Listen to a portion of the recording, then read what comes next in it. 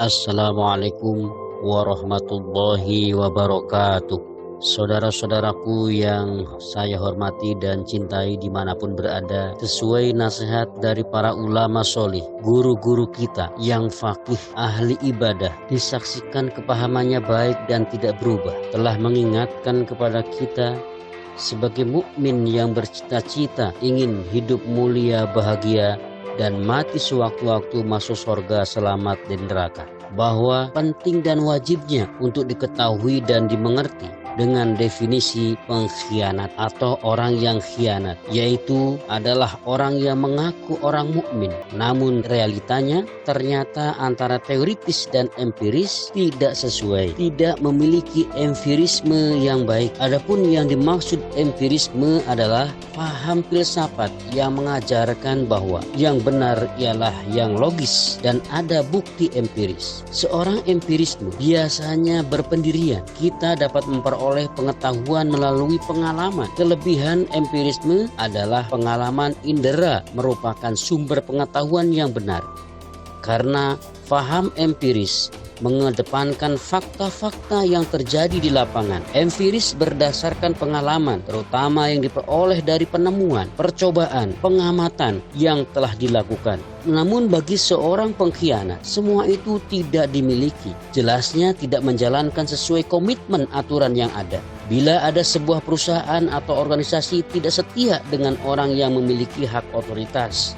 Adapun makna secara luasnya, termasuk tabiatnya orang yang khianat adalah orang mukmin. Bila berada di depan pemimpin atau pengaturnya, dia akan bersikap manis namun berani menusuk pemimpinnya dari belakang. Ada pepatah mengatakan, lempar batu sembunyi tangan adalah merupakan karakter pribadinya seorang pengkhianat, yaitu suka melakukan tindakan, gerakan-gerakan di luar sepengetahuan pemimpinnya dengan tanpa musyawarah lebih dulu. Senang membuat surat kaleng, menyebarkan berita-berita hoax via medsos, mengatasnamakan pemimpinnya yang tidak bisa dipertanggungjawabkan dengan jelas. Kemudian ketika diingatkan, maka ia gemar mencari celah untuk pembenaran atas tindakannya. Bahkan dengan beraninya menjawab dengan kalimat dusta bahwa sudah mendapat izin dari yang memiliki hak otoritas. Padahal yang sebenarnya tidak ada hal itu sebelumnya. Bahkan untuk mencari pembenaran tersebut dengan wajah tanpa takut dosa, dengan tanpa sungkan sedikit pun untuk mengeluarkan statement dusta, yaitu dengan mengatakan bahwa ia lakukan hanya sadarmo. Padahal definisi sadarmo menurut penjelasan para ulama soleh adalah taat dengan perintah. Batasannya selama tidak kontradiksi dengan Quran, hadis, dan peraturan pemerintah yang sah berdasarkan Pancasila dan Undang-Undang Dasar 1945, melaksanakan sesuai dengan dapukannya dan dikerjakan dengan sebaik-baiknya, dengan niat hati murni karena Allah dan dapat membarokahkan untuk sabilillah. Pengkhianat secara makna luas bisa juga diartikan yaitu ketidakpatuhan kepada ketentuan konsensus yang berdampak merugikan kepentingan internal individu orang iman secara sebagian maupun keseluruhan. Seorang pengkhianat biasanya akan bertindak seolah seperti spionase, yaitu tanpa kewenangan halal dari pimpinannya, melakukan komunikasi atau berbuat untuk kepentingan eksternal orang iman yang dapat merugikan kepada kepentingan orang iman dengan cara memberikan informasi tentang hal-hal yang bersifat tidak layak untuk dikonsumsi umum, baik berupa catatan atau dokumen-dokumen yang ada di internal orang iman, sehingga dapat merugikan keselamatan. Seorang pengkhianat bila di depan orang iman mengklaim bahwa dirinya adalah sebagai saudara lahir batin, namun di belakang justru berani menodai bahkan mengeblok dengan orang yang bukan orang iman. Sebagaimana dalil firman Allah dalam surat Al-Baqarah ayat 14, wa idza laqul ladzina amanu qalu amanna wa idza khalau ila syayatinihim qalu inna ma'akum innama nahnu mustahzi'un. Dan bila mereka berjumpa dengan orang-orang yang beriman, mereka mengatakan kami telah beriman.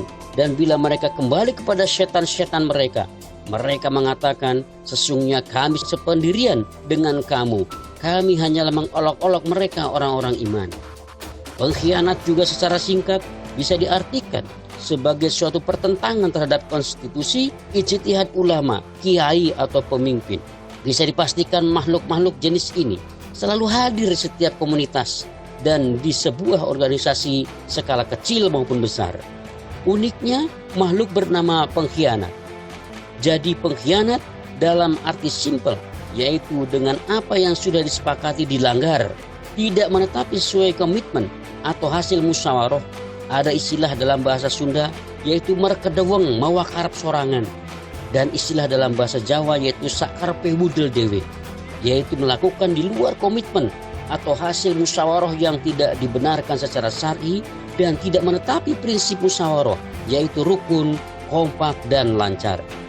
Saya sampaikan penjelasan ini tidak bermaksud untuk menggurui, mengajari, atau bahkan memposisikan diri sebagai orang yang paling baik atau paham, atau ada unsur tendensius pribadi kepada seseorang, kepada kelompok tertentu atau suku maupun ras, atau niat-niat yang bersifat provokatif dan lain sebagainya.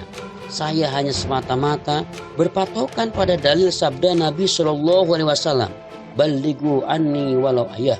Sampaikanlah dariku walaupun hanya satu ayat. Dan juga berdasarkan firman Allah, "Wa dzakir fa inna dzikra tanfa'ul mu'minin." Dan peringatkanlah oleh Muhammad, sesungguhnya peringatan itu manfaat bagi orang-orang yang beriman. Tetap semangat di dalam menjalani kehidupan, sabar, husnudzon billah, banyak doa.